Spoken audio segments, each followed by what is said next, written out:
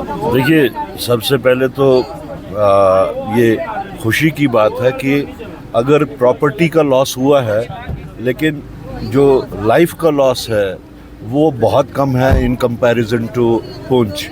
अलबत्ता फायरिंग से भी बहुत ज़्यादा प्रॉपर्टी का लॉस हुआ है और हम हॉस्पिटल भी गए थे ज़ख्मियों की खबरगिरी करने के वास्ते। जो पूरे 2 ज़िलों से जितनी भी कॉन्स्टिट्यूंसीज़ हैं वहाँ से लोगों को वहाँ पे शिफ्ट किया गया और वो इस वक्त ज़ेर इलाज हैं।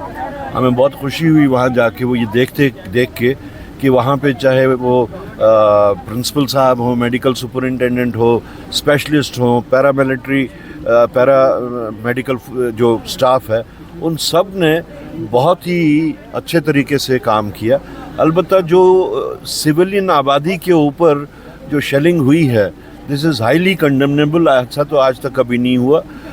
62 से हम जंगें देखते आए हैं, लेकिन आज तक कभी हमसाया मुल्क ने कभी भी सिविलियन आबादी के ऊपर इस तरीके की सीज़ फायर हुआ, उस सीज़ फायर का भी वेलकम करते हैं। लेकिन सीज़ फायर किन हालात में हुआ उसके बारे में भी बहुत सवालात हैं और किन कंडीशंस पे हुआ या किस अंडरस्टैंडिंग के तहत हुआ, क्योंकि कहने में आ रहा है कि एक अंडरस्टैंडिंग हुई।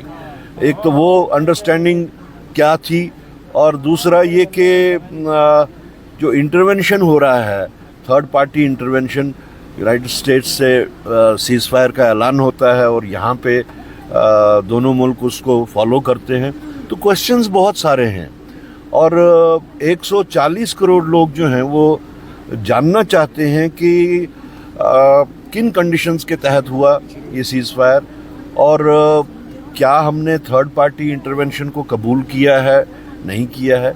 तो इसलिए राहुल गांधी जी ने जो 2 कंडीशंस रखी हैं, हम वो रीइटरेट करते हैं, दोहराना चाहते हैं कि एक तो ऑल पार्टीज़ मीट जो है वो इमीडिएटली कॉल किया जाए और उसके साथ साथ पार्लियामेंट कॉल किया जाए ताकि 140 करोड़ लोग जिनके दिलों में सवाल हैं बहुत सारे, उन सवालों का जवाब मिल सके। हम तो ये कहते हैं कि बहैसियत प्राइम मिनिस्टर उन्होंने इस शेलिंग के बारे में बहुत बात कही और ख़ास तौर से जो पुंछ राजौरी की शेलिंग जो थी उसके बारे में भी उन्होंने वर्ल्ड के जितने भी मुल्क हैं उनको सुनाने के वास्ते बहुत कुछ कहा कि सिविलियन आबादी पे शेलिंग हो रही है और जो कि गलत बात है, वो कंडेमनेबल है।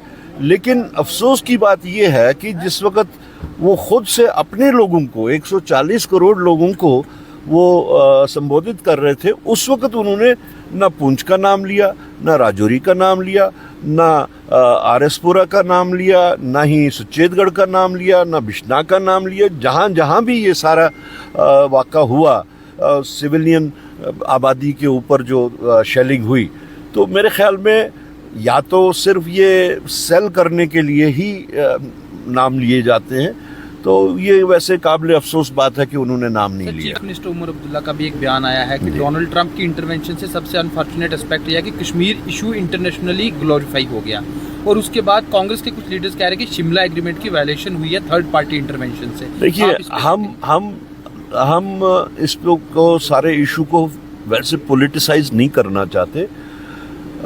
उमर साहब ने जो कहा वो उमर साहब की अपनी सोच है। हम सिर्फ इतना कहेंगे कि ये जो थर्ड पार्टी इंटरवेंशन हुआ है, अमेरिकन प्रेसिडेंट के कहने के बाद, उनका ट्वीट करने के बाद में दोनों मुल्कों ने उसको फॉलो करके ये कहा कि हम सीज़ फायर करते हैं। उससे जो हमारी स्टेटेड पॉलिसी है, जो हमारी स्टेटेड फॉरेन पॉलिसी अभी तक रही है, वो मेरे ख्याल में वो डिफीट होती है, वो उसका उल्लंघन होता है। और उसके कंपैरिजन में हम पूरे मुल्क को याद दिलाना चाहते हैं, ख़ास तौर से प्राइम मिनिस्टर साहब को भी जान लेना चाहिए कि एक वक्त था जिस वक्त मिसेस इंदिरा गांधी यहाँ की प्राइम मिनिस्टर थी, उनके टाइम पे भी जंग हुई थी और उनको भी ऑफ़र किया गया था, बाज़ाब्ता ऑफ़र किया गया था इंटरवेंशन के वास्ते। तो उन्होंने क्लियर वर्ड्स में कहा था कि हम जानते हैं, हमारा मुल्क जानता है कि हमने क्या करना है, हमें किसी की मुदाखलत की ज़रूरत नहीं है। तो मेरे ख्याल में आज वो लोग जो है वो समझ रहे हैं कि कांग्रेस के वक्त में भी जब ऐसी बात होती थी, जब नेशन को ख़तरा होता था, तो नेशन को का सर झुकने नहीं दिया जाता था. Thank you. Thank you.